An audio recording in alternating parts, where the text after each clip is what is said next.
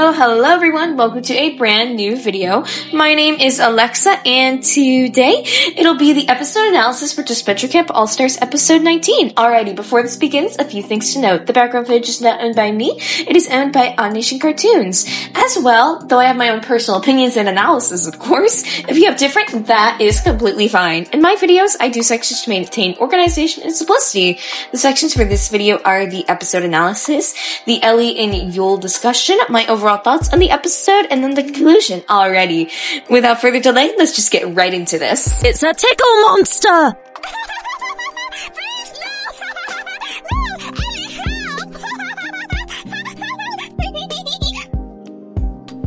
Usual recap and intro happens as we get to see Derek driving the Jeep, as Crystal explains that they are preparing the final challenge to the side, and while we are waiting, we get a little treat, and get to catch up on what the losers have been doing at the motel. We then transition to an Emily and Trevor scene where Trevor is packing his bags, not wanting to be a part of this plan anymore, but Emily orders him that they've got to get it finished, and he asks the question that I'm also kind of wondering now.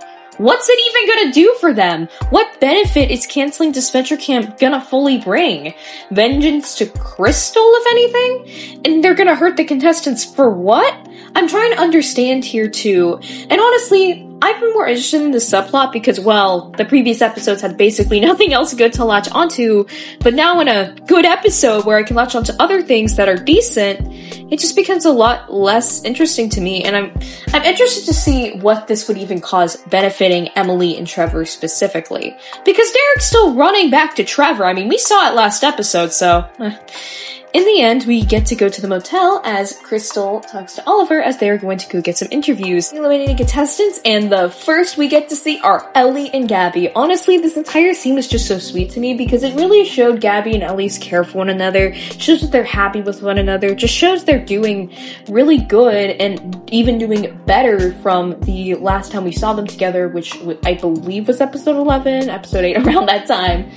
But in the end, it was also nice to see Ellie having remorse. Of course, I'll be going into this more later on, but I've been wanting to see Ellie get some sort of redemption for so long. So seeing her have remorse for her actions and just really showing her care for Gabby was just bravo, thank you.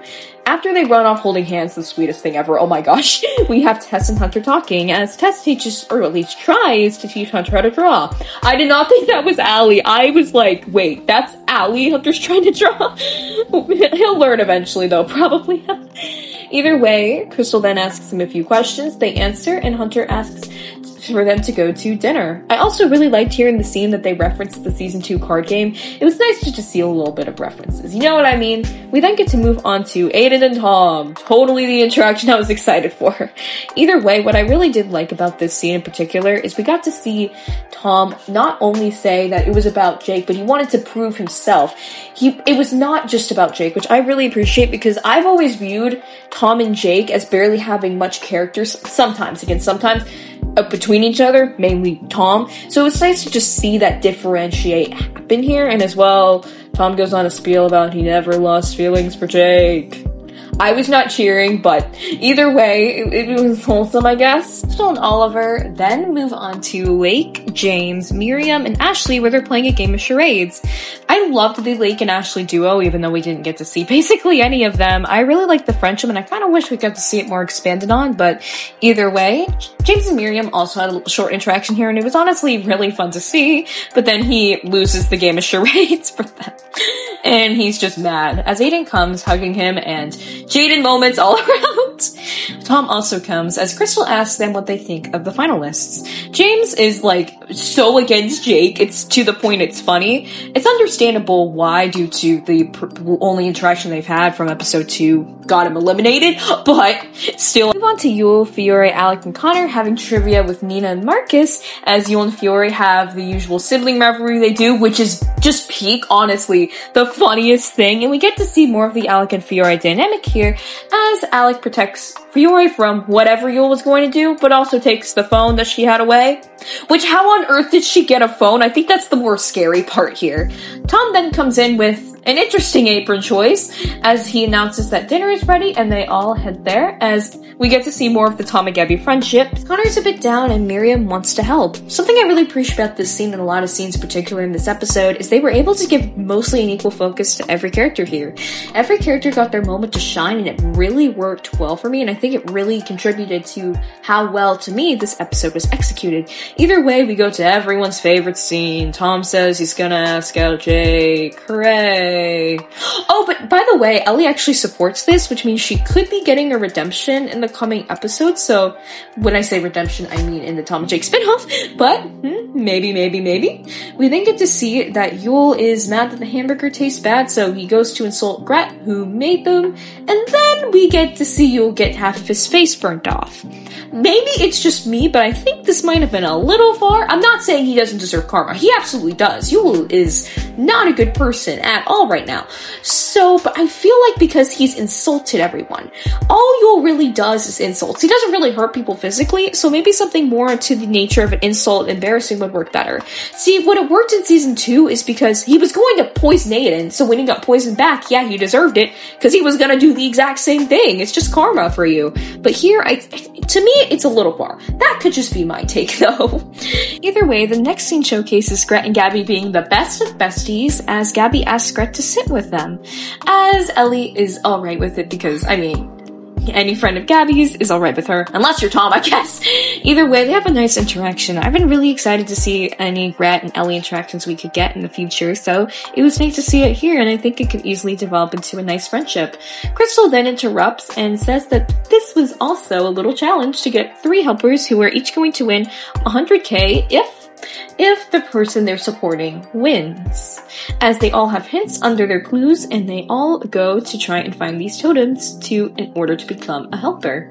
We get to start off with Gabby, Ellie, and Gret's, where Gabby is looking underwater for the totem due to the clue to her suggesting that. Ellie doesn't really think that's the case, but Gret decides to just turn the situation into a bit of fun, as Gabby and Gret have a bit of fun, which Ellie decides to join into instead of focusing on the money, focusing on the finances. Obviously going into more into this later, but it was just awesome to see for Ellie.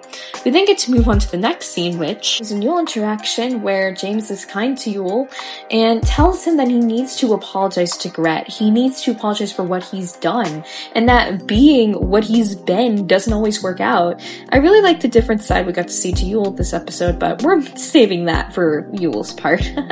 We then get to see the Alec and Fiore duo searching for the totem, as Fiore digs for it, finding exactly where it is, but then Tom comes as Fiore asks Alec to pounce on him, and voila, it worked, and Fiore manages to get the totem and is excited to figure out what she'll use the money on if she manages to win. Hunter and Tess then make it to the building where they tried to climb onto the roof in order to get the final totem, but they don't have enough people and aren't able to reach it, as Aiden, Lake, and Ashley are, because again, they have more people to do so. Aiden makes it to the top of the roof, where he's a bit scared due to the heights, as Hunter tries to figure out a way to stop Aiden, which is kidnapping Nina, throwing her up to him, and he catches her as he's afraid for his life, and honestly, I would be too, as Nina uses demonic powers, which I'm pretty sure Aiden's now cursed for life. That's not gonna end too well. And then the totem just falls into James' hand as he says the most banger lines in history. Huh and huh. True incredible lines by James himself. We then get to see onto the following scene, where we get to see Yule looking over, seeing that Ellie, Gret, and Gabby are just happy talking. And we have a confessional where we get to see some complexity to Yule. To me, this is a bit of complexity, but again, we're going into this later, as he goes to apologize as he notices the totem, trips on it, takes it, and then instead of apologizing, brags about it. And then we get to see helpers choose who they want to help. Fiore chooses Allie, James chooses Jake for no other reason than to make Aiden happy, which is kind of sweet. Yule is forced to stick with Rhea, and Fiore chooses Rhea to get the disadvantage. So that's gonna be fun. In the end, the next scene shows Hunter and Tess talking, and if you were to tell me at the beginning of this episode that one of my favorite scenes would be Hunter and Tess talking, I would call you a liar, but here we are. It was honestly just really sweet and moving to see how much Hunter truly cares for Allie, and as someone who hasn't shipped Hunt Allie in a long while, it was just kind of sweet to me. You know what I mean? We then get to see Yul come and try to brag that he found the totem, and Fiore shuts that down instantly, roasting him to oblivion as she does, which, amazing. And then we get to see the confessionals from the remaining final three about their helpers. And Jake's reaction is definitely the most accurate. He is scared for his life. Karma, well, his first mistake is finally catching up to him. And now we can move on to the next section, which is the Ellie and Yul discussion. It's a tickle monster! Please, no! No, Ellie, help! With Ellie, from her run in this season, from her just being the villain, you wouldn't really think that she would have gotten a redemption, though that was really what, personally, I was hoping for to see for Ellie, because in the end, she did what she had to because she needed the money. It was necessary for more than anything else, and I think personally makes her morally a great character, turning her towards more of that redemption side. Personally, to me, made a lot of sense, and we didn't really get to see that this season until, well, now. And to me, I'm gonna go to episode 8 real quick, where she was eliminated, because a lot of people, from what I saw, thought she was lying at the very end, where she said she would lose 1,000 games just for Gabby, and was just trying to keep her happy. She didn't really regret what she did, etc., etc. But here, I think it was proven here that that was honestly all true, because continuously throughout this episode, it shows that she was regretful of her actions. It shows that she's realized what she's done is wrong, etc., etc., as shown in multiple scenes. And as well, that confessional is one of my favorite Ellie moments, I think, of all time, because it shows that she is going to finally have some fun in her life, because she's been so driven towards finances, which I think explains, again, a lot of her actions and a lot of her character. So to me, it was just nice and interesting to see that all expanded upon here. Though this was awesome closure, we're going to be seeing her in the Tom Jake spinoff, as mentioned earlier, so I wonder what role she'll be having in that. And I think this could lead to maybe even her and Jake and Tom making? Maybe. I'm just throwing out theories to the wall, but based off this episode, it was just nice to see. And yeah, but I think we all know who this section really needs to be about. It's Yul. I personally wanted to discuss Ellie due to her being my favorite character and her getting the limelight, you know, it just makes me happy.